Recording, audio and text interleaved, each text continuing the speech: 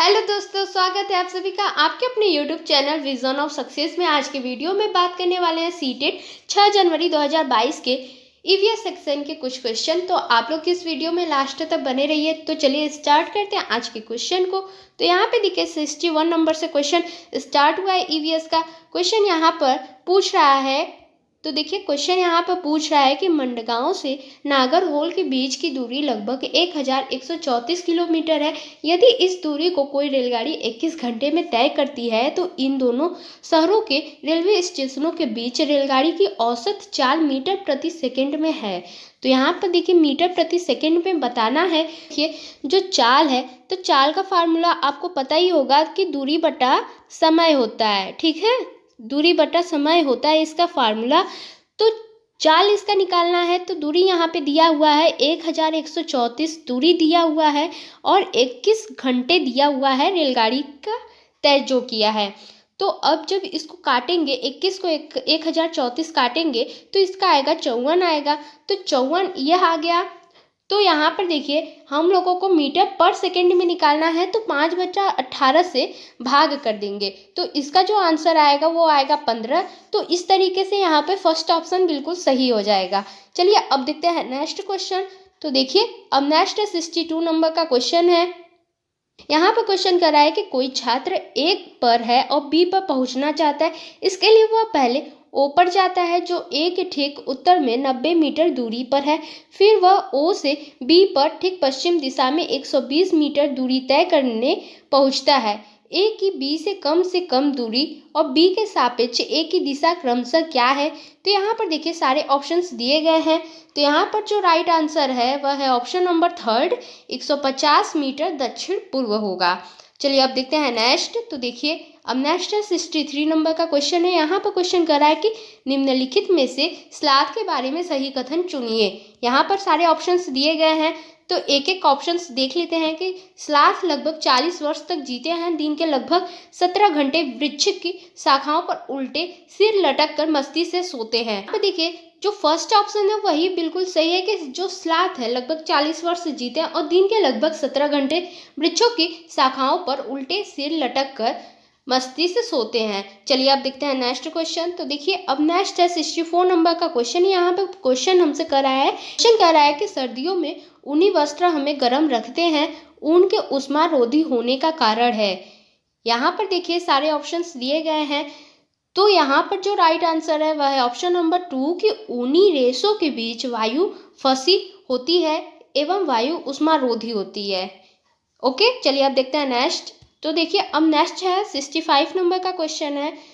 तो क्वेश्चन कह रहा है कि कक्षा 5 की पाठ्य पुस्तक में छपे गोलकुंडा किले के मानचित्र में 1 सेंटीमीटर जमीन पर 110 मीटर की दूरी को दर्शाता है। इन मानचित्र में फतेह दरवाजे और बंजारा दरवाजे के बीच की दूरी 14.2 सेंटीमीटर है। जमीन पर इन दोनों दरवाजों के बीच कम से कम दूरी है। तो यहाँ पर देखिए दूरी बताना है, तो यहाँ पर जो राइट आंसर है वह है ऑप्शन नंबर 3 1.562 किलोमीटर। चलिए अब देखते हैं नेक्स्ट। तो देखिए अब नेक्स्ट 66 नंबर का क्वेश्चन है। तो यहाँ पे देखिए क्वेश्चन कह रहा है कि तीनों राज्यों का ऐसा समूह जिनके किसी किनारे पर अरब सागर है वह कौन सा है। तो यहाँ पर देखिए जो राइट आंसर है वह है ऑप्शन नंबर 1 केरल, कर्नाटक, महाराष्ट्र। तो यह तीन राज्य ऐसा है जो अरब सागर से लगता है। चलिए अब देखते हैं नेक्स्ट। तो देखिए अब 67 नंबर का क्वेश्चन है। तो यहाँ पे देखिए क्वेश्चन हमसे कह रहा है कि एक ऐसा नाच है जिसमें जमीन पर बांस की डंडी लेकर दो लोगों की जोड़ी आमने सामने बैठती है। ढोल की ताल पर डंडियों को जमीन पर पीटते हैं तथा ताल के अनुसार डंडियों के बीच एक कतार में खड़े होकर कूदते हैं और नाचते हैं। इस नाच का नाम, उस राज्य का नाम जहाँ के लोग इसे नाचते हैं, क्रमशः क्या है।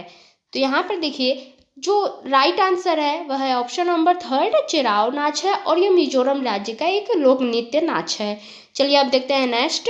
तो देखिए अब नेक्स्ट है 68 नंबर का क्वेश्चन है। कह रहा है कि संसार की 5वीं और भारत की पहली ऐसी महिला जिन्होंने माउंट एवरेस्ट की चोटी पर कदम रखा नाम है। तो यहाँ पर देखिए जो राइट आंसर है वह है ऑप्शन नंबर 1 बछेंद्री पाल। तो बछेंद्री पाल जो है संसार की 5वीं और भारत की पहली ऐसी महिला थी जिन्होंने माउंट एवरेस्ट की चोटी पर कदम रखा था। चलिए अब देखते हैं नेक्स्ट।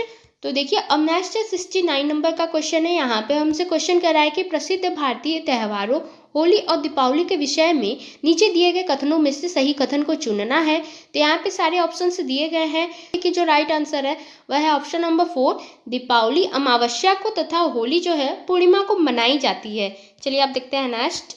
तो देखिए आप 70 नंबर का क्वेश्चन है। तो यहाँ पे देखिए क्वेश्चन कर रहा है कि रेगिस्तानी ओक के विषय में नीचे दिए गए कथनों पर विचार कीजिए। ए करा है यह वृक्ष लगभग किसी सामान्य कक्षा के कमरे की दीवारों की ऊंचाई तक बढ़ता है। और फिर बी करा है कि यह वृक्ष अबू धाबी में पाया जाता है। सी करा है कि इस वृक्ष के तने में जल एकत्र होता है। स्थानीय लोगों को जब आवश्यकता होती है तो पाइप से जल निकालकर पीते हैं। डी करा है कि इस वृक्ष की जड़ें वृक्ष की ऊंचाई की लगभग 30 गुनी गहराई तक नीचे जमीन में भीतर जाती है जब तक जल तक न पहुंच जाए। ई कराए इस वृक्ष की बहुत सी शाखाएं होती हैं जिन पर घने पत्ते लगे होते हैं। तो यहाँ पर देखिए जो राइट आंसर है वह है option number first, option number C और ऑप्शन नंबर डी। यह तीनों ऑप्शन बिल्कुल सही है। तो इस तरीके से हम लोगों का फर्स्ट ऑप्शन बिल्कुल सही है। चलिए आप देखते हैं नेक्स्ट। तो देखिए अब नेक्स्ट है 71 नंबर का क्वेश्चन है। तो क्वेश्चन यहाँ पे कर रहा है कि हमारे देश में ऐसे गांव हैं जहाँ के ग्रामवासी अत्यधिक वर्षा होने के कारण अपने घरों को बांस के खंभों पर जमीन से 10 से 12 फीट मतलब 3 से 3.5 मीटर ऊंचाई पर बनाते हैं। इन घरों को अंदर से लकड़ियों का ही बनाया जाता है। यह गाँव कहाँ होने चाहिए? तो यहाँ पे सारे ऑप्शंस दिए गए हैं। तो यह देखिए जो राइट आंसर है वह है ऑप्शन नंबर थर्ड, असम। तो असम की ही बात कहा गया है जहाँ पर बांसों के ऊपर घर बनाए जाते हैं। चलिए देखते हैं 72 नंबर का क्वेश्चन। तो दिख रहा है कि नीचे दिए गए हमारे देश के किस राज्य केंद्र शासित प्रदेश के अधिकांश सामान्य लोगों को नारियल डली हुई किसी भी करी के साथ उबला हुआ टैपियोका खाना सबसे अच्छा लगता है। तो ऑप्शन यहाँ पे दिया गया है। अगर टैपियोका की बात आ जाती है तो आप लोगों को याद रखना है कि यह केरल की बात कर रहा है। तो इस यहाँ पे 4 ऑप्शन बिल्कुल सही है। चलिए अब देखते हैं नेक्स्ट। तो देखिए आप 73 नंबर का क्वेश्चन है। तो यहाँ पे देखिए क्वेश्चन कर रहा है कि बिहार राज्य के लोगों के लिए मधुमक्खी पालन की प्रक्रिया शुरू करने का सर्वोत्तम समय कौन सा है? तो ऑप्शन यहाँ पर सारे दिए गए हैं। तो यहाँ पे देखिए जो राइट आंसर है वह है ऑप्शन नंबर फर्स्ट, अक्टूबर से दिसंबर। चलिए आप देखते हैं नेक्स्ट। तो देखिए अब 74 नंबर का क्वेश्चन है। यहाँ पे क्वेश्चन कर रहा है कि मानव पोषण के संदर्भ में स्वांगीकरण का अर्थ है। तो यहाँ पर नीचे देखिए सारे ऑप्शंस दिए गए हैं। तो यहाँ पर जो राइट आंसर है वह है ऑप्शन नंबर थर्ड कि बचा हुआ पदार्थ शरीर में जटिल पदार्थों को बनाने में उपयोग होना। चलिए अब देखते हैं नेक्स्ट। तो देखिए अब 75 नंबर का क्वेश्चन है। उस खेत की मृदा के विषय में विचार कीजिए जिसमें कोई किसान रासायनिक उर्वरकों और पीड़कनाशियों का अधिकाधिक उपयोग करके अपने खेतों में बार बार धान की फसल उगा रहा है। आपके विचार से इसके इस व्यवहार से उसके खेतों की मृदा, ऑप्शन सारे दिए गए हैं। तो यहाँ पे देखिए जो राइट आंसर है वह है ऑप्शन नंबर 4 कि कुछ समय पश्चात बंजर हो जाएगी। चलिए आप देखते हैं नेक्स्ट। तो देखिए आप 76 नंबर का क्वेश्चन है। यहाँ पर देखिए क्वेश्चन कर रहा है कि पर्यावरण अध्ययन में गृह अधिविन्यास का उद्देश्य है। तो ऑप्शन यहाँ पे सारे दिए गए हैं। तो यहाँ पर देखिए जो राइट आंसर है वह है ऑप्शन नंबर 4, सीखने का विस्तार। अब चलिए देखते हैं नेक्स्ट। तो देखिए अब 77 नंबर का क्वेश्चन है कि शीला ने कक्षा 3 के विद्यार्थियों को पढ़ाने के लिए उप प्रकरण पशु लिया। निम्न में से कौन से प्रकरण उनके अधिगम के विस्तार के लिए लाभदायी होगा? जो थर्ड ऑप्शन है बिल्कुल सही है कि प्राणी उद्यान में पशुओं जानवरों को देखना। चलिए अब देखते हैं नेक्स्ट। तो देखिए अब 78 नंबर का क्वेश्चन है। यहाँ पर क्वेश्चन कर रहा है कि जल से संबंधित त्योहारों को समुदायों द्वारा मनाने को ज्ञात करने के लिए सर्वाधिक उपयुक्त युक्ति कौन सी है? तो ऑप्शन सारे दिए गए हैं। तो यहाँ पर जो राइट आंसर है वह ऑप्शन नंबर थर्ड की परिवार तथा समुदायों में बुजुर्गों से बातचीत करना। चलिए अब देखते हैं नेक्स्ट। तो देखिए अब 79 नंबर का यहाँ पे क्वेश्चन है। तो यहाँ पे देखिए 79 नंबर का क्वेश्चन कर रहा है कि कक्षा 1 तथा कक्षा 2 में पर्यावरण अध्ययन की कोई पाठ्य पुस्तकें क्यों नहीं है? यहाँ पर देखिए सारे ऑप्शंस दिए गए हैं। तो यहाँ पर इस क्वेश्चन का जो राइट आंसर है वह है ऑप्शन नंबर थर्ड की पर्यावरण अध्ययन से संबंधित संकल्पनाएं और कौशल भाषा तथा गणित के द्वारा सिखाए जाते हैं, इसलिए थर्ड ऑप्शन बिल्कुल सही है। चलिए आप देखते हैं नेक्स्ट। तो देखिए अब 80 नंबर का क्वेश्चन है कि निम्न में से कौन सामाजिक सांस्कृतिक वातावरण का उदाहरण है? जल, जंगल, स्मारक, समुदाय। तो यहाँ पर जो राइट आंसर है वह ऑप्शन नंबर 4, समुदाय। चलिए आप देखते हैं नेक्स्ट। तो देखिए अब 81 नंबर का क्वेश्चन है। तो यहाँ पर क्वेश्चन कर रहा है कि पर्यावरण अध्ययन की संकल्पनाओं को प्राथमिक स्तर पर प्रस्तुत करने का उपागम ऐसा है कि विद्यार्थियों को भोजन, आश्रय इत्यादि के विषय में ज्ञात करने के लिए अपने परिवार और समुदाय के सदस्यों से परामर्श लेना पड़ता है। इसका कारण है। ऑप्शन यहाँ पे सारे दिए गए हैं। तो देखिए यहाँ पर जो राइट आंसर है वह ऑप्शन नंबर 3 अधिगम का प्राथमिक स्रोत विद्यार्थियों की सामाजिक सांस्कृतिक पृष्ठभूमि है। चलिए अब देखते हैं नेक्स्ट। तो देखिए अब 82 नंबर का क्वेश्चन है। तो यहाँ पर देखिए क्वेश्चन हमसे पूछ रहा है कि संज्ञानात्मक बाधित विद्यार्थियों को पर्यावरण अध्ययन पढ़ाने की कौन सी युक्ति सर्वाधिक उपयुक्त है। तो यहाँ पर देखिए सारे ऑप्शंस दिए गए हैं। तो यहाँ पर जो राइट आंसर है वह है ऑप्शन नंबर 3 कि कार्यों को भागों में बांटे और पृथक रूप से भागों को पूरा करें। अब चलिए देखते हैं नेक्स्ट। तो देखिए अब 83 नंबर का क्वेश्चन है। तो यहाँ पर क्वेश्चन हमसे पूछ रहा है कि पाठ्य योजना में ईवीएस की विषय वस्तु के विश्लेषण हेतु निम्न में से कौन सा आवश्यक चरण है। सारे ऑप्शंस दिए गए हैं, जिसमें पहला करा है सामग्री के उद्देश्यों का गठन करना, सामग्री को सिखाने के संसाधनों की पहचान करना, अनुदेशीय उद्देश्यों के आकलन की परियोजना बनाना, और फोर्थ यहाँ पे करा संकल्पना मानचित्र बनाना। तो यहाँ पर देखिए जो राइट आंसर है वह ऑप्शन नंबर 4 की संकल्पना मानचित्र बनाना। अब चलिए देखते हैं नेक्स्ट। तो देखिए अब 84 नंबर का क्वेश्चन है। देखिए अब यहाँ पे क्वेश्चन हमसे पूछ रहा है कि सतत एवं समग्र मूल्यांकन में समग्र शब्द संबंधित है। ऑप्शन करा संज्ञानात्मक स्तर से, सह पाठ्यचर्या क्रियाकलाप से, समग्र विकास से, शैक्षिक क्षेत्र से। तो यहाँ पर जो राइट आंसर है वह ऑप्शन नंबर 3 समग्र विकास से।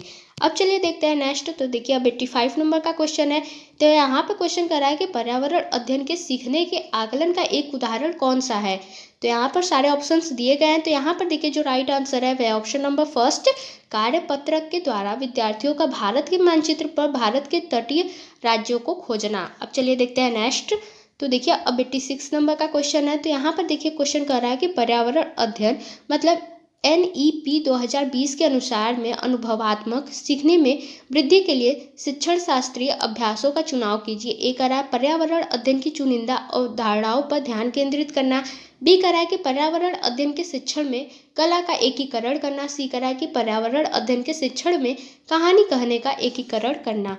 तो यहाँ पे देखिए सारे ऑप्शंस दिए गए हैं। तो यहाँ पर जो राइट आंसर है वह ऑप्शन नंबर 3 केवल बी एवं सी।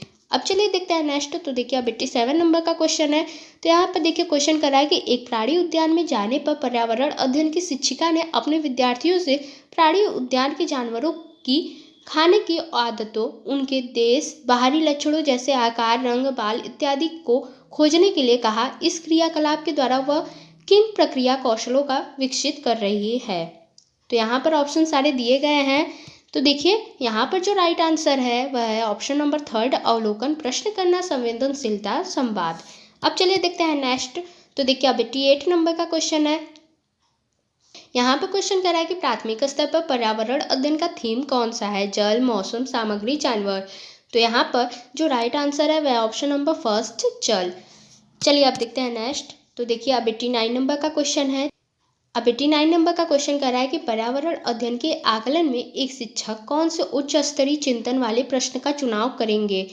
ऑप्शन करा हम कौन सी 5 जड़ें खाते हैं, क्या होगा यदि पृथ्वी पर पेट्रोल और डीजल ना हो, पत्तियों का हरा रंग किस कारण से है, फोर्थ करा कि बीज बोने से लेकर गेहूं की फसल काटने तक के चरण कौन से हैं। तो यहाँ पे देखिए जो 2 ऑप्शन है बिल्कुल सही है कि क्या होगा यदि पृथ्वी पर पेट्रोल और डीजल ना हो। अब चलिए देखते हैं नेक्स्ट। तो देखिए अब नेक्स्ट क्वेश्चन है कि 8 विद्यार्थियों के 5 समूह में से प्रत्येक समूह ने वन्य जीवों के संरक्षण के लिए लघु नाटिका प्रस्तुत की। उनके पर्यावरण अध्ययन के अवधारणाओं के समझ और सृजनात्मक अभिव्यक्ति का सर्वाधिक उपयुक्त आकलन किया जा सकता है। ऑप्शन यहाँ पे देखिए कह रहा है पोर्टफोलियो, पर्यावरण अध्ययन, संप्रत्यों की प्रस्तुति एवं समझ के आकलन के लिए रूब्रिकस, प्रस्तुति का अवलोकन एवं रिकॉर्डिंग, फोर्थ करा है पर्यावरण अध्ययन, अवधारणाओं को जांचने के लिए प्रस्तुति के उपरांत पेन पेपर परीक्षा। तो यहाँ पर जो 2 ऑप्शन है बिल्कुल सही है कि पर्यावरण अध्ययन, संप्रत्यों की प्रस्तुति एवं समझ के आकलन के लिए रूब्रिकस। तो इस तरीके से आज के ईवीएस का 30 क्वेश्चन पूरे सॉल्व हो गए हैं। आप लोग बताइए कि यह वीडियो कैसा लगा। वीडियो अच्छा लगता है तो वीडियो को लाइक, शेयर और चैनल को सब्सक्राइब जरूर करें। मिलते हैं अगली वीडियो में, तब तक के लिए बाय बाय।